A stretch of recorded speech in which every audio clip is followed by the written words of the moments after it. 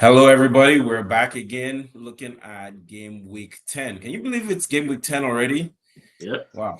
Time It's flies when you're fun. having fun. Yep. There are a lot of big games this weekend. By the way, if you haven't, please like, share, subscribe. And this is actually part two of our segment this week because there's a previous recording focusing just on the the Chelsea Manchester United game. If you haven't watched that, definitely go look for that video on our channel now and watch. It's explosive.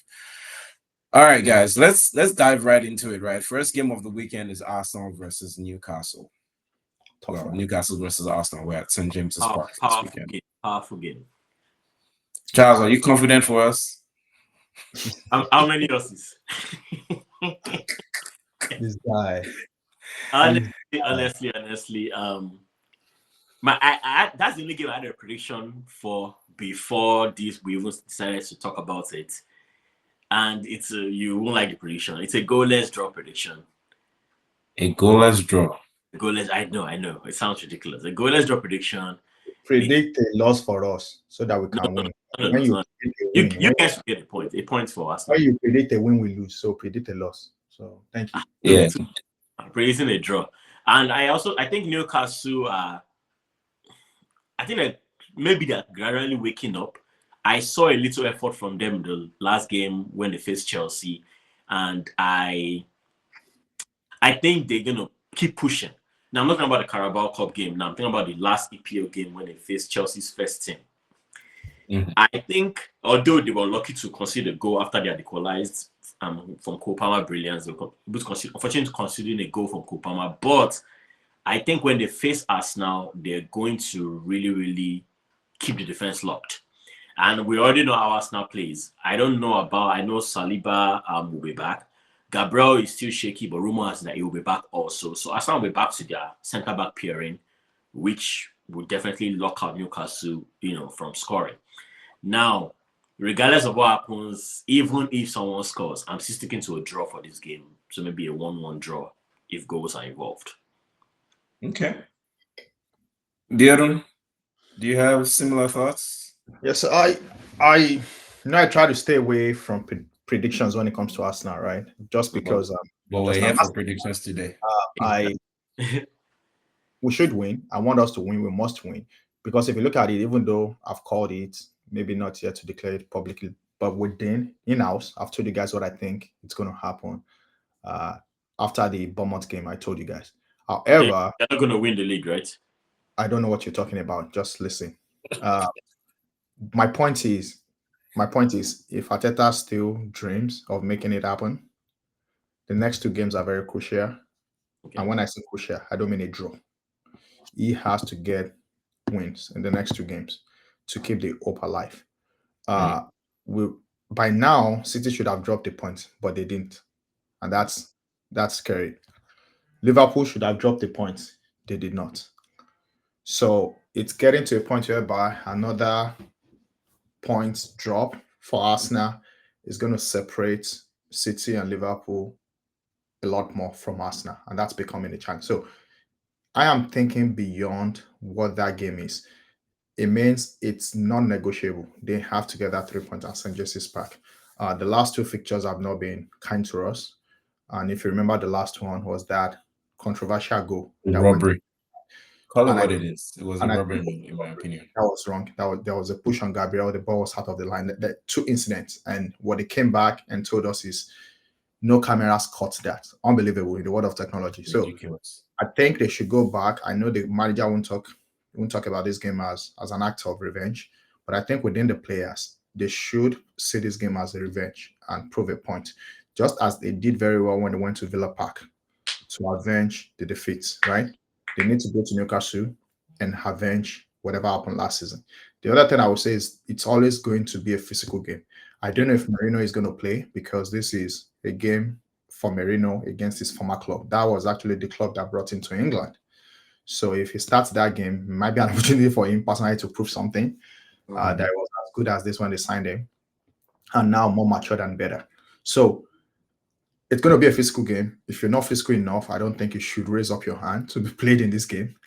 I've said something before, and I'm going to repeat it. Newcastle plays very well at home because of the noise from their crowd. Yeah. They did lose the last game, I believe, at home, right? Which is surprisingly, unexpected. So I think Arsenal should go to Newcastle with all confidence, but with very, very matured and professional approach. Not underrating their opponent, keep the back line, because there's going to be a lot of encouragement from the home support to cheer them up into some physical challenges. They cannot fall for that. Having said that, I hope Timber is fit. Obviously, Calafiori is out.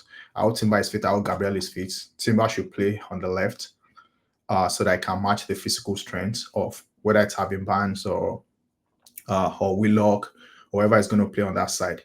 Amiron, I don't think it will start. I don't think it's that form of his life again. Plus, I think started last weekend actually. I think it's like 30 or, because they have a lot of injuries and they didn't do a lot of it. Gordon was out, so they had to flip flop. Yeah, so I hope Gordon is still out. That's probably a young and a No, he's back. He's back. He played against us in Carabao. Yeah. So we have to silence Gordon. We have to silence Harvey Barnes. Willock, I think, is back. He played yesterday. Yeah. So those are options that we need serious defenders. Obviously, Sechenko should go back to the bench.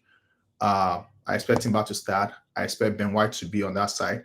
Surprisingly, Partey shocked me last week.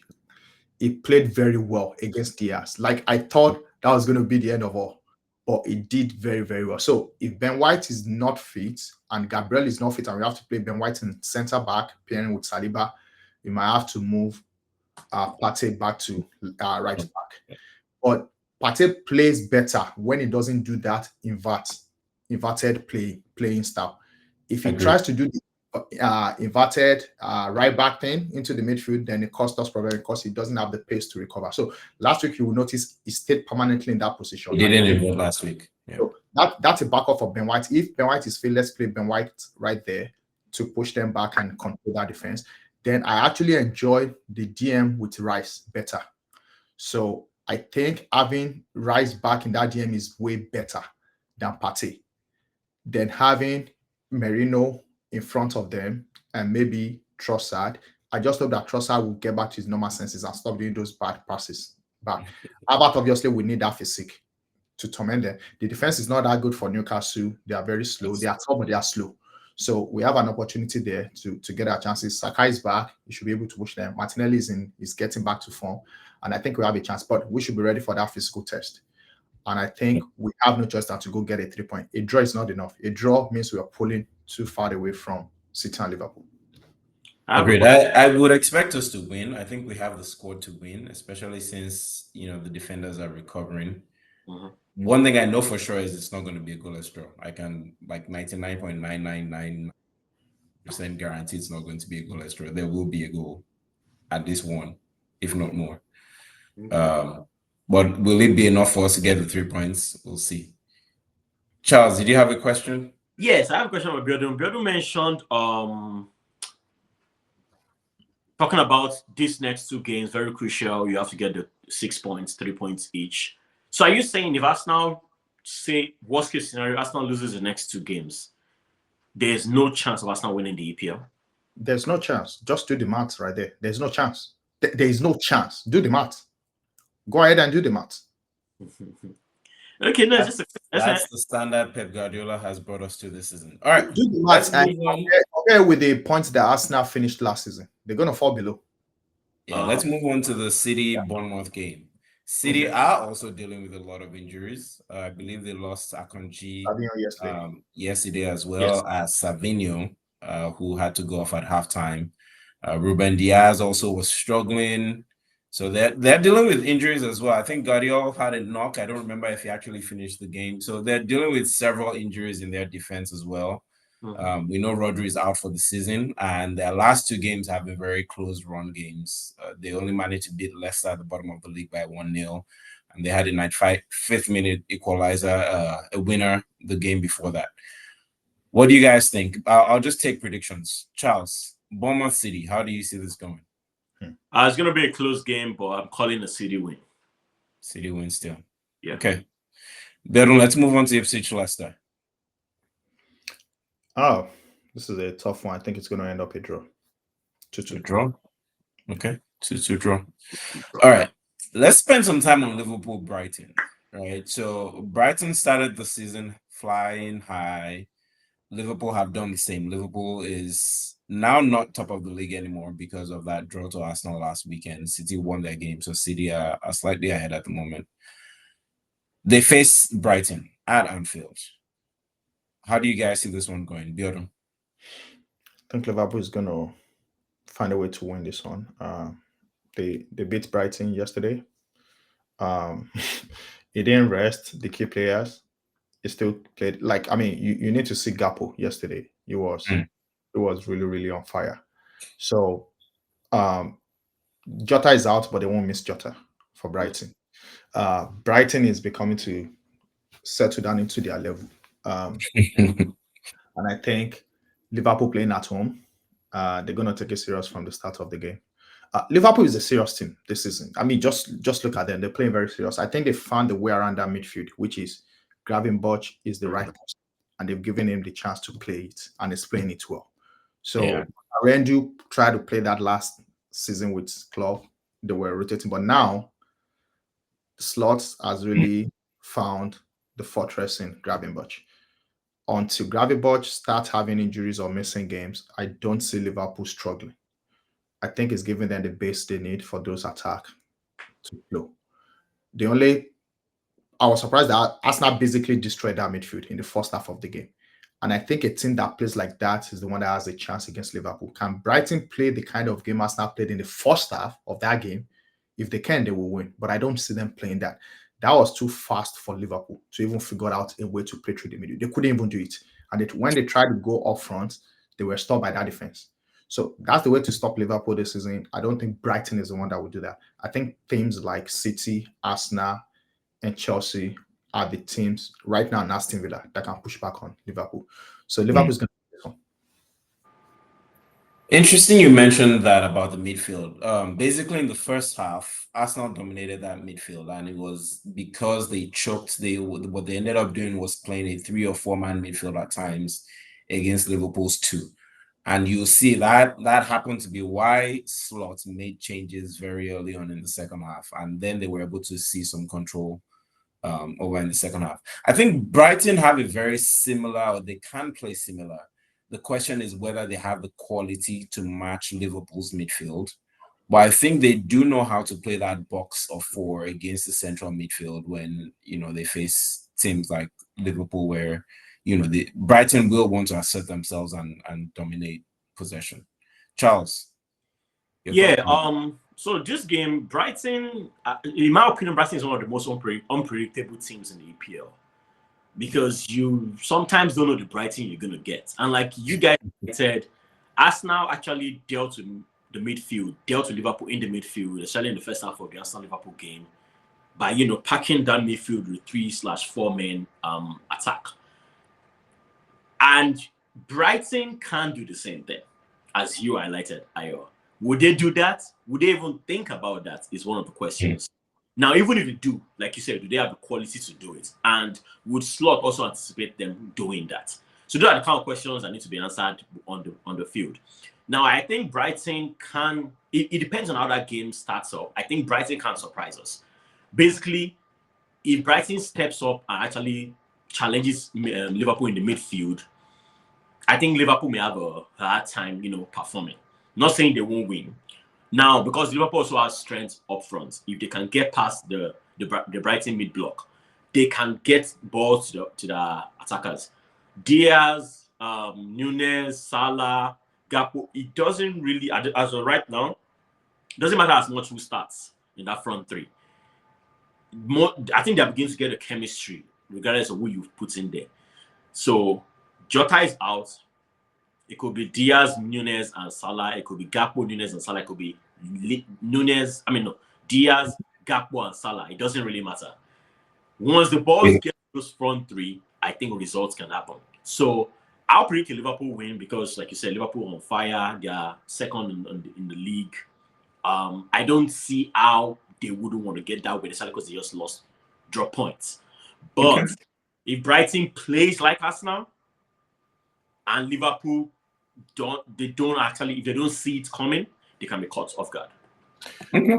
So you're both predicting Liverpool wins then? Yes, Peter. Yeah, one more thing I would say. If I were coaching Brighton, it's not a secret, and even Slot admitted this after the game with Arsenal. The way Arsenal plays that makes it difficult for something when they play very well is, I know people are criticizing Arsenal a lot that they need to buy an established traditional striker. And I would take that if that happens as well, right? But we're also not seeing the advantage in the way we use Havertz. Havertz is not a traditional striker. He's a fluid player that drops into the midfield and can easily move into the striking position as the last person because of his height, physique, and everything. And once he does that, he commits player, then he frees the wingers, the outfield player.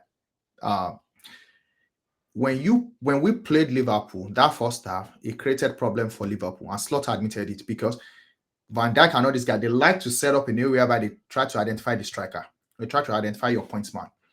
And because Arsenal refused to show them where the pointsman was, and there was a lot of rotation between Havertz and Trossard in that midfield, it created a lot of problem for them.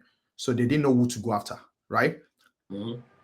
With Brighton, if they play, I heard that Pedro Porro is fit and is back. Pedro Porro is a guy that can do that for Brighton, that can slot in that midfield. Porro plays for Spurs. Sorry, what's the other Pedro? Lamptey? No. The striker that is in Pedro. Brighton striker. Pedro. Anyway. João Pedro. Sorry, João Pedro. João Pedro can play like Havertz. He can drop that midfield, and he can also go on top. But when you play Weberg, it's a striker. He's a striker. He can hold the ball as well, but he's probably going to stay up front. When you play Ivan Ferguson, he's probably going to play that traditional style as well. And it will make... But what if they play Pedro behind one of the strikers? Yeah, then you're going to have to lose another midfielder. The point I'm trying to say is that hopefully João Pedro is fit for them to play. That might be the for Otzila, right?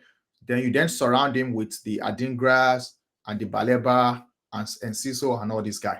And that way, you first win the midfield, then you have an opportunity to attack. But when you give Liverpool the opportunity that you set up, I keep telling people that defense has to be tested. And Arsenal did that.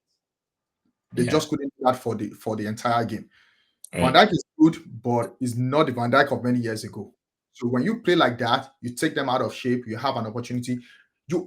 Before Arsenal's game, Liverpool has only considered the most in one game, which is one goal. Did you guys know that?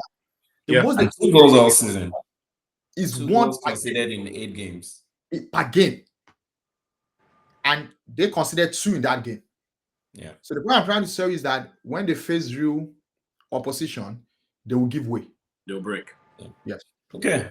So let's see. Exciting clash upcoming there. Sticking with you, Charles. Nottingham Forest against West Ham. Nottingham Forest is doing well this season. They are up to 7th now. How do you see this going? West Ham are struggling this season, but they seem to have found some form recently.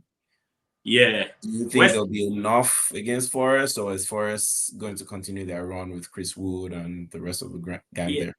Yeah, so West Ham won their last game by defeating Manchester United. Was that credit to West Ham, or was that credit to Manchester United's Ten Hag regime ending? We're about to find out in this next game. All to the referee. I'm sorry? All to the referee that allowed the penalty. Well, whichever way you want to spin it, they won the game.